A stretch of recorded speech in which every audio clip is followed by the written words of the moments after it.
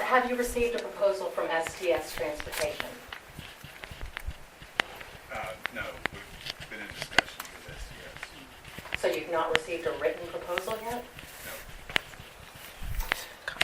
Where will STS get the bus drivers to handle the new bus routes if they're I chosen? can't answer the questions on behalf of a third party. Hey! I can't answer questions on behalf of a third party vendor. Well, hasn't this been a part of your discussions with them to find out where they would hire the buses from, bus drivers from? We've had preliminary discussions with them. That's about the extent of it at this point. So no decision has been made on what company to use? The market's there for vendors. That's not what I asked. I'm asking if a decision has been made on what company to use. And it's a third party provision. We talked to others as well. They have not shown the interest that STS has. Okay, so STS has shown interest, but have you all decided? We don't make that decision, parents. I'm sorry, the parents make the decision? We don't make the decision, the daycare provider and the city. We're going to work to facilitate this with STS. That's where we are. So if I could, there are approximately 1,700 plus bus stops right now in the city of Hoover.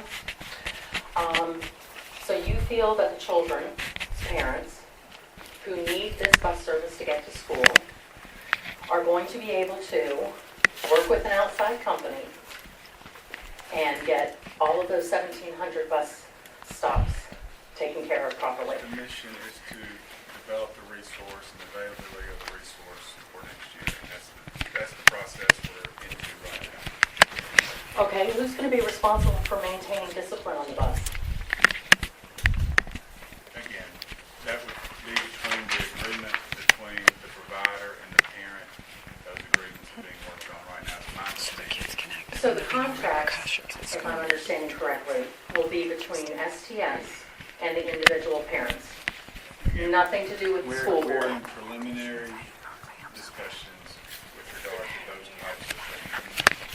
I can't answer the questions about their agreement. I know they're in the process of working on those types of agreements, but I have not seen those agreements. But what type of agreement are they working on? Are they working on an agreement between the board and the company, or between the individual parents and the company? Between the parent or a group or whatever the case may be. If it's a group that's contracting for service, then theoretically that agreement could be between the group and the provider. It could be between a group of individuals singularly. Those answers aren't, I don't know those answers yet. Just, I'm going to ask one of the questions that's not on here. So we're talking about apartment complexes, correct? With people that live in the apartment complexes that are going to have to attempt to work together as a group and contract with a service for buses for their children to get to school. That could happen. I mean, that's one of the possibilities. And it could be a neighborhood association as well. It could be use of a web portal to accumulate folks that want to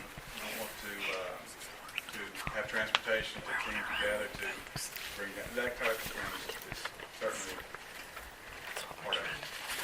What happens with our buses? We're on the preliminary stages of this.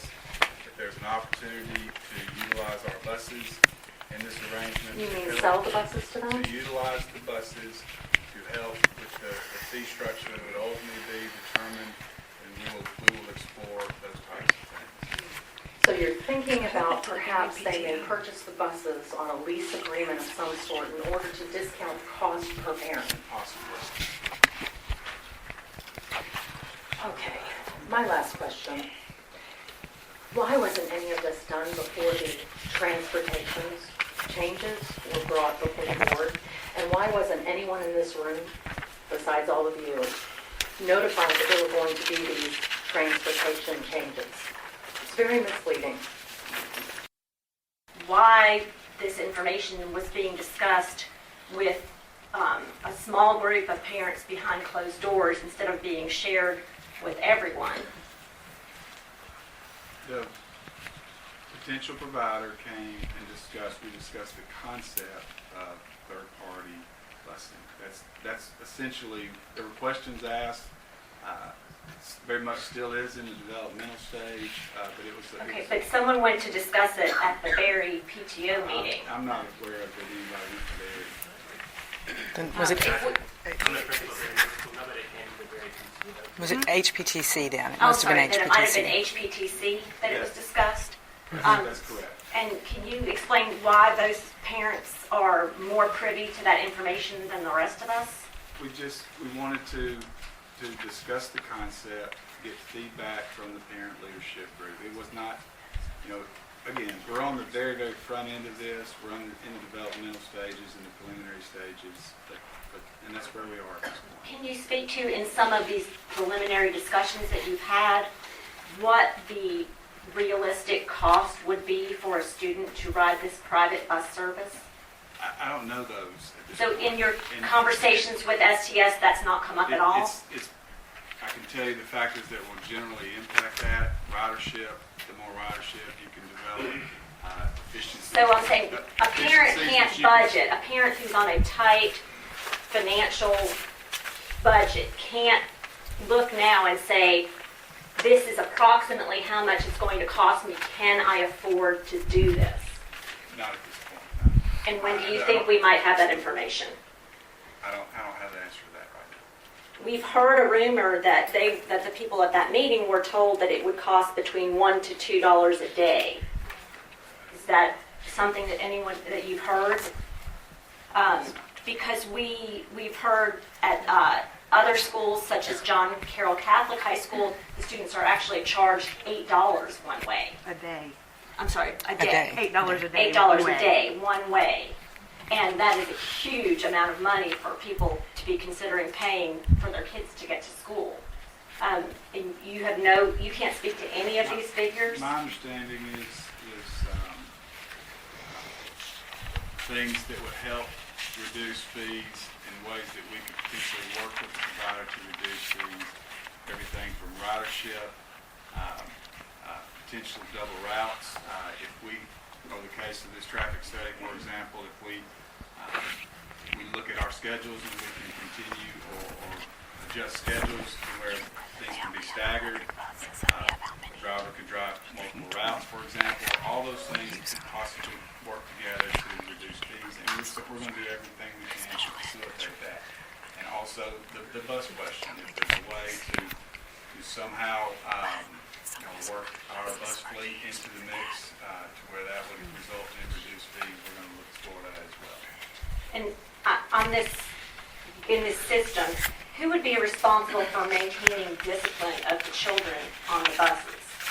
I assume the driver would, and that's So, what it is so today. if a child were to misbehave on the school bus, there's no potential for any discipline to carry into the classroom, into the school? The school would have no control over misbehavior among its students on the buses? It could certainly be reported to district officials. And what would happen then? I mean, right now, with our buses being driven by school employees, there's sort of a more seamless system to make sure our kids are safe, that they're not being, harmed on the bus. What we've talked, again, very preliminary with the credential provider is the agreement would basically have a code of conduct type agreement with the parent outlining the code of conduct for the bus. With the repercussions of not following the code of conduct being what? Well, potentially, I guess a range of things. It would be based on that agreement. Get kicked off the bus. Thank you. With regard to the direct-to-parent, we are working with STS to develop that model. We've had preliminary discussions. We have another meeting this week. I just talked to representative today. We're working to develop that and other resources related to the transportation recommendation. STS is in the business of school transportation currently. Actually, they're in the business of providing broader transportation services. Our vision for this is that they would have utilize trained drivers. They would utilize school buses that meet the same safety requirements that our current school buses do. They would be inspected by the state as well. It would be provision of services for a fee. There's a lot of logistics for us to work with them to develop on that, and that's what we're in the process of doing.